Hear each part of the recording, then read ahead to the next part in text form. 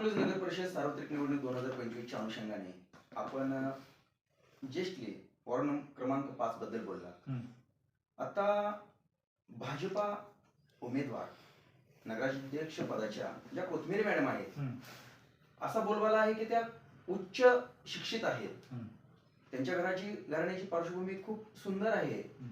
विकासाच्या दृष्टीने अशा उमेदवार रिंगणात उतरलेत, त्यांना कुठलीही पार्श्वभूमी राजकीय नसताना, तर कोथमिरे मॅडम नगराध्यक्ष पदाबद्दल आपण काय बोला?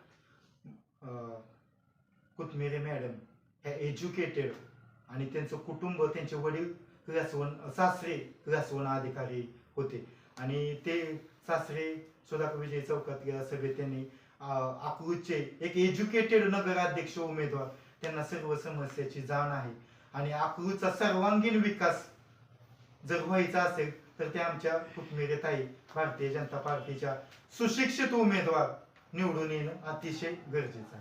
अकलूजकरांना रामभाऊ सातपुते आरोग्य दूत म्हणून ज्यांची ओळख आहे, हे पाहिजे की घराणेशाही मोहिते पाटील हे हवे? आमचे सर्वसामान्य माळशिरस तालुक्याचा आमदार, आज जरी जानकर साहेब माळशिरस तालुक्याचे आमदार असले तरी आमच्या जनतेतला आमदार हे रामभाऊ सातपुते साहेबच आहेत आणि ते त्यांचे आई वडील या तालुक्यातील कारखान्याला ऊस तोडत होते. रामभाऊ सातपुते साहेब हे काही सोन्याचा चमचा घेऊन जन्माला आलेले नाही आणि जर ही घराणेशाही मोहिते पाटील कुटुंबाचे संपवायचे असेल तर परमेश्वरानेच या तालुक्याला आम्हाला देवदूत म्हणून पाठवलेले. आणि दुसरी मी असं म्हणतो की रामभाऊ सातपुते साहेब किंवा आमचे पालकमंत्री जयाभाऊ गोरे यांच्यावर मोहिते पाटील कुटुंब असो किंवा त्यांचे अंधभक्त टीका करतात की जयाभाऊ मसवडचे आहेत की रामभाऊ सातपुते बीडचे आहेत. का बीडनं आज या देशाचा नेता दिलाय गोपीनाथ मुंडे, ते बीडचेच होते ना, त्याच्यावर मी तुम्ही टीका करा ना.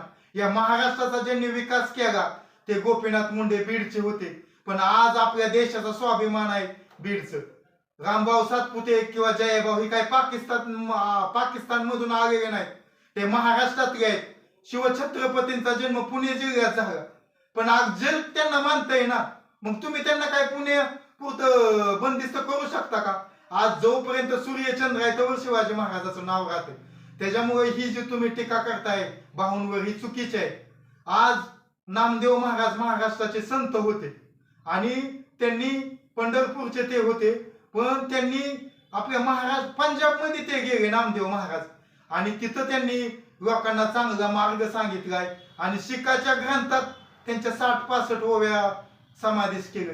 किती तुम्ही खालच्या पातळीवर जाताय की बीडचे रामभाऊला म्हणताय किंवा जयाभाऊंना मसवडचे म्हणताय. अहो, हा महाराष्ट्र एक संध आहे. ही तुमची टीका म्हणजे ही तुमची दुर्बुद्धी सांगती. हे रामभाऊ सातपुते साहेब बीडचे असे म्हणू नका, ते तळमळ आहे त्यांची. आज मोहिते पाटलांचं कितीतरी पिढ्या गेले, काय केलंय त्यांनी? मग रामभाऊवर आपली का टीका करण्याची काय गरज आहे? आज ती माणूस रात्र दिवस झोप नाही रामभाऊला. कशासाठी ही तळमळ आहे? जयाभाऊंची तळमळ कशासाठी आहे? रामभाऊची तुमच्यासाठीच आहे ना, अकलूजच्या विकासासाठी. त्यांना रामभाऊ सातपुते साहेबांना झोप नाही, ती त्यांचा विकासच पाहिजे ना. का तुम्हाला हे घराणेशाही जर ती विकासच केला ना तर ही टीका तुम्ही करू नका. ही तुमची दुर्बुद्धी आहे, बीडची आहेत. ही बीडनं गोपीनाथ मुंडे सारखा जागतिक नेता दिलेला आहे. तसं हा प्रश्नच होऊ शकत नाही की बीडचे आहेत. हा महाराष्ट्र एक संघ आहे आणि हे एक कुटुंब आहे. महाराष्ट्र एक संघ आहे.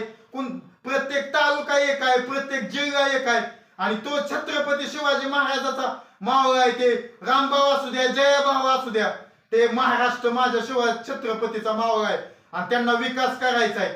तर ही तुम्ही टीका खालच्या पातळीवर कर नका.